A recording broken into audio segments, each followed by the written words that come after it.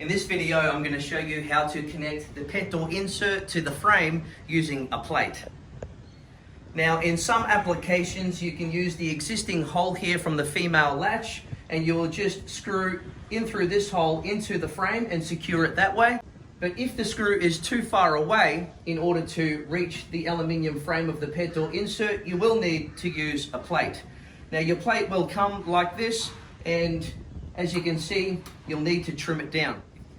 In this case, you'd be able to use 2 plates out of the one existing plate to secure it in 2 locations. Once you have your smaller plate, you simply use the screw hole from the female latch and screw through your plate into your aluminium frame on here, and then put another screw through this side of the plate into your pet door insert. Now, it's very important that you understand that you cannot screw too close to the glass, which is in the inside of the aluminium extrusion. You want to make sure that your screw hole on the pet door insert is at least 15 millimeters away from the edge. Now, sometimes your female latch will actually be on the inside of your aluminium channel. In this case, you'll need to remove it from the inside of the channel, and using an adapter, attach it to the inside of the channel of the adapter.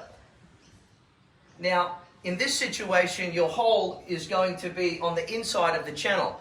So you'll need to use a pair of pliers and bend this into a 45-degree angle elbow so that you can position this side on the inside of the channel using the screw hole to position it into place. It will then be bent out here, and you can then use another screw, again keeping in mind that it needs to be at least 15 millimeters away from this edge.